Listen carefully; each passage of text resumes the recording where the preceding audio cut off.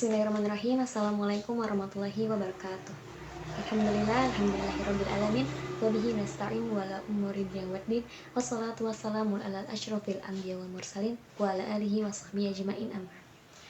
Perkenalkan, nama saya Hafsah Nur Hamidah dari Prodi Ilmu Al-Quran dan Tafsir semester 6, ingin memenuhi tugas ujian tengah semester pada mata kuliah Tafsir Tahlili dengan dosen pengampu yaitu Dr. Mukhrij Siddiqi MA. Saya akan membawakan tafsir tahlili Quran surat Al-Hujurat 1-5. Sebelumnya saya akan membacakan terlebih dahulu Quran surat Al-Hujurat ayat 1-5. A'udzu billahi minasyaitonir rajim. Bismillahirrahmanirrahim. Ya ayyuhalladzina amanu la tuqaddimu baina yadayillahi wa rasulihi wattaqullah innallaha sami'un alim. Ya ayyuhalladzina amanu la tarfa'u aswatakum fawqa sawtin nabiyyi wa la tajharu lahu bil qawli kajahri ba'dikum li ba'din an tahbatu a'malukum wa antum la tash'urun. Innal ladzina yaghudduna aswatahum inda rasulillahi ulaika alladzina imtahanallahu qulubahum littaqwa lahum maghfiratu wa ajrun 'adzim. Innal ladzina yunadunaka min wara'il hujurati aktsaruhum la ya'qilun walau annahum sabaru hatta takhruja ilaihim lakana khairan lahum wallahu ghafurur rahim. Shadaqallahul adzim. Jadi selanjutnya ialah munasabah ayat, yaitu hubungan atau keterkaitan antar surat. Jadi munasabah surat Al-Hujurat ini dengan surat sebelumnya, yaitu surat sebelumnya itu membahas tentang memerangi orang-orang kafir, sedangkan surat Al-Hujurat ini membahas tentang memerangi orang-orang bugot gitu, yaitu orang-orang yang beriman namun melakukan pemberontakan atau melakukan pelanggaran gitu dalam masyarakat Islam. Jadi surat Al-Hujurat ini surat Madaniyah gitu, surat yang singkat namun memiliki nilai-nilai pendidikan akhlak, adab, dan etika gitu ya, dan dasar peradaban Islam. Sebagian mufasir juga mengatakan bahwa surat Al-Hujurat ini sebagai surat akhlak gitu, karena membahas tentang adab, etika, sosial, dan pribadi gitu ya. Dan juga surat ini dimulai dengan ajaran adab gitu ya kepada Allah dan Rasulnya. Seperti apa? Seperti tidak mendahului perkataan Rasul, kemudian berkata halus, lembut gitu, dan hormat kepada Rasul. Kandungan surat ini juga adab dalam sosial gitu, seperti tidak tergesa-gesa untuk mempercayai kabar gitu dari orang-orang fasik, karena ucapan orang fasik itu seringkali membawa kebinasaan atau fitnah gitu ya. Dan secara keseluruhan surat Al-Hujurat ini membahas tentang adab gitu, baik secara vertikal terhadap Allah dan Rasul, dan juga secara horizontal kepada umat gitu, umat Islam, untuk peradaban Islam yang beradab dan bermartabat gitu ya. Kemudian yang selanjutnya ialah asbabun nuzul.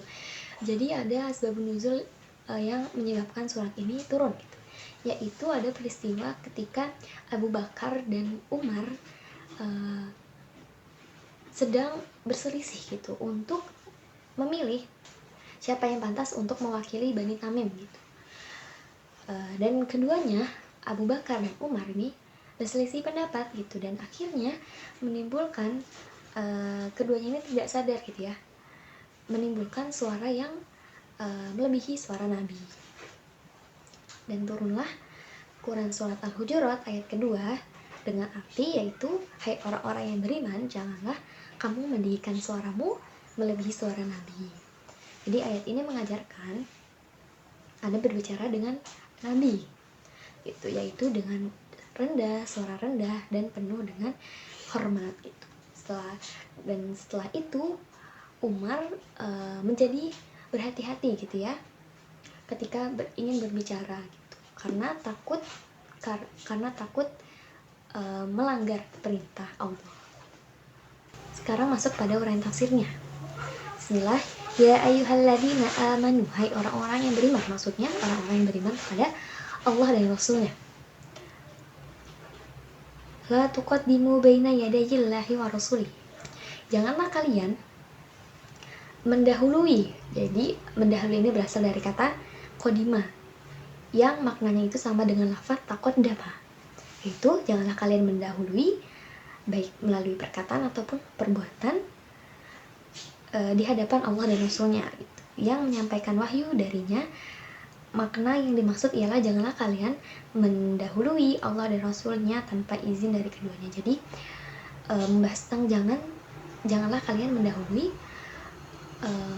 mendahului baik dari perkataan ataupun perbuatan dari Allah dan Rasulnya gitu tanpa izin keduanya.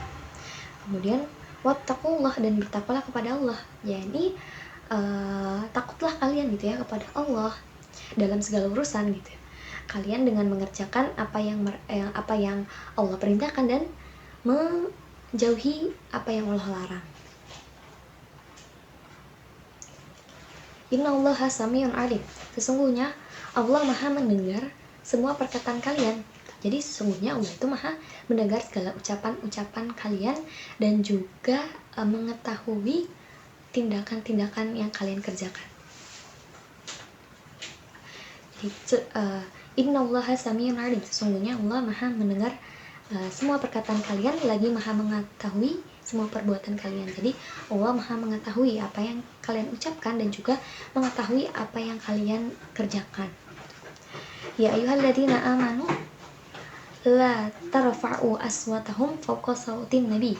Hai orang-orang yang beriman, janganlah kalian meninggikan suara kalian bila kalian berbicara lebih dari suara Nabi bila ia berbicara. Jadi janganlah kalian ini berbicara melebihi suara Nabi gitu ya, karena untuk menjaga kehormatannya dan juga menjaga kemuliaannya. Wala tajharu lahu bil qawli kajahri ba'dikum li ba'din. Dan janganlah kalian berkata kepadanya dengan suara keras gitu bila kalian berbicara dengannya. Jadi kalau sama Rasul jangan berbicara lebih tinggi atau berbicara keras gitu ya di hadapan Rasul gitu. Sebagaimana kerasnya suara sebagian kalian terhadap sebagian yang lain. Jadi sebagaimana kerasnya suara kalian ketika berbicara dengan sebagian kalian yang lain gitu. Jadi beda ya berbicara kepada Rasul dan berbicara kepada sebagian dari yang lainnya. Tetapi rendahkanlah suara kalian di bawah suaranya demi untuk menghargai dan mengagungkannya. Jadi merendahkan suaranya untuk kehormatannya dan juga untuk keagungan kepada Rasulullah. Antahbatu a'maluhum wa antum la tash'urun, supaya tidak dihapus pahala amal kalian sedangkan kalian tidak menyadarinya. Jadi hal yang dikhawatirkan itu ialah dapat merusak atau dapat menghapus pahala dan amal perbuatan baik gitu ya, yang tanpa disadari gitu. Maksudnya takutlah kalian akan hal tersebut disebabkan suara kalian yang tinggi dan keras di hadapan. Jadi dikhawatirkan takut merusak atau menghapus pahala gitu ya tanpa kita sadari gitu, karena berbicara keras kepadanya gitu ya. Nah yaguduna aswatahum inda Rasulillah. Sesungguhnya orang-orang yang merendahkan suaranya di sisi Rasulullah. Jadi sesungguhnya orang-orang yang bersuara lemah lembut dia di hadapan Rasulullah, ulaikal ladzina imtahanallahu qulubahum littaqwa. Mereka itulah orang-orang yang telah diuji coba hati mereka oleh Allah untuk bertakwa gitu. Artinya ujian untuk menampakkan ketakwaan mereka. Jadi Allah melatih hati mereka agar kuat gitu untuk memikul penderitaan dan beban gitu ya, dan juga untuk ikhlas gitu ya dalam bertakwa, yaitu dengan berlaku taat dan menjauhi maksiat. Kemudian lahum maghfiratu wa ajrun adzim, bagi mereka ampunan dan pahala yang besar, yakni surga. Jadi bagi orang-orang yang taat, yang beriman itu mereka mendapatkan balasan surga. Inna ladina yunadunaka min warai hujurat. Jadi sesungguhnya orang-orang yang memanggil kamu dari luar kamar, yakni dari luar kamar istri-istrinya. Jadi lafaz hujurat itu jamak dari kata hujuratun. Jadi kata hujurat itu bentuk jamak dari hujuratun, gitu. Yang artinya sepetak tanah yang dikelilingi tembok, gitu. Yang biasanya digunakan untuk tempat tinggal, gitu. Yang biasanya kita kenal seperti kamar gitu ya, hujuratun. Jadi masing-masing di antara mereka itu memanggil Nabi dari belakang kamar-kamarnya, karena mereka tidak mengetahui gitu di mana kamar Nabi gitu ya, di mana kamar Nabi. Mereka itu memanggilnya dengan suara yang biasa dilakukan oleh orang-orang Baduy, dengan suara yang keras dan kasar. Jadi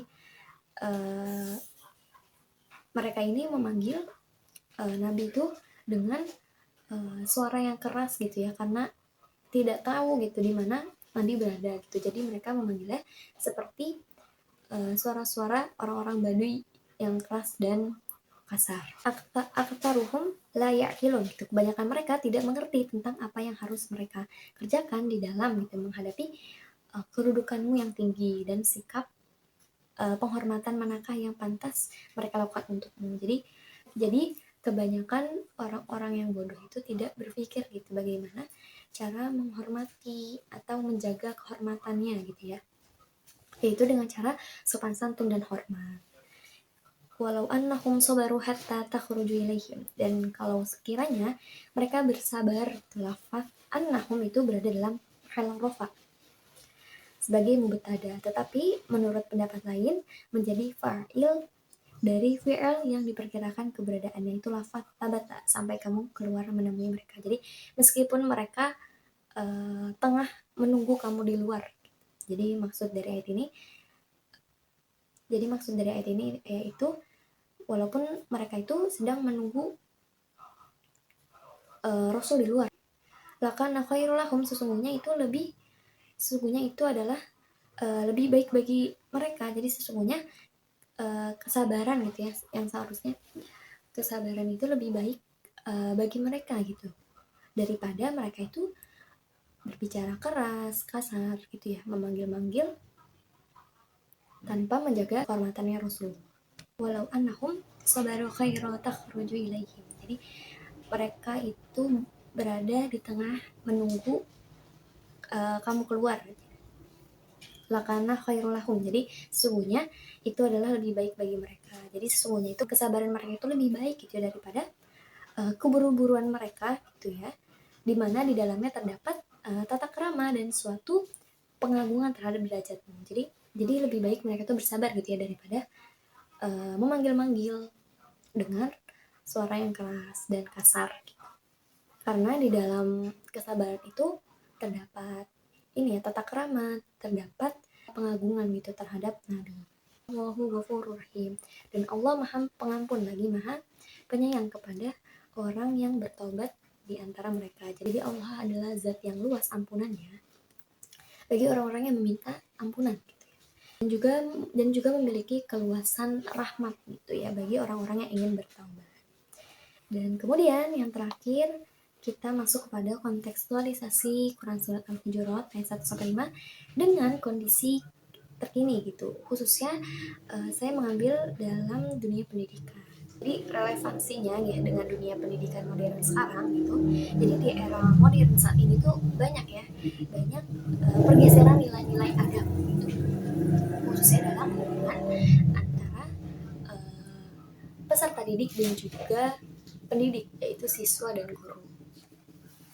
Jadi saat ini banyak ya sikap penghormatan kepada guru itu luntur gitu. Dan tergantikan dengan perilaku-perilaku buruk. Contohnya seperti apa?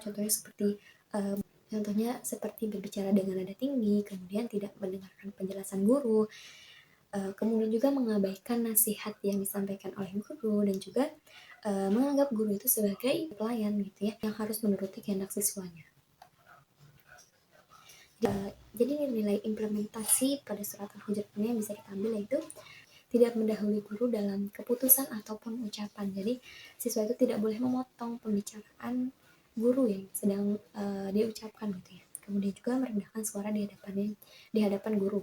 Jadi siswa itu juga tidak boleh berkata lebih tinggi gitu ya dari gurunya.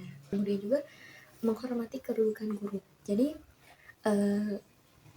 seperti berdiri menyambut guru, mungkin kita biasanya salam gitu ya, menyapa guru, salam dengan salim gitu. Kemudian menghindari rasa sombong terhadap guru, jadi maksudnya tidak merasa lebih pintar dari guru gitu ya. Dan juga bersikap sabar jika guru sedang bersikap tegas, yaitu sadar gitu bahwa ketegasan ini tuh bukan berarti guru itu benci kepada kita, tapi karena bentuk kasih sayangnya. Mungkin cukup sekian dari saya. Apabila banyak kesalahan perkataan dan yang lainnya, mohon dimaafkan. Wabillahi taufiq wal hidayah. Wassalamualaikum warahmatullahi wabarakatuh.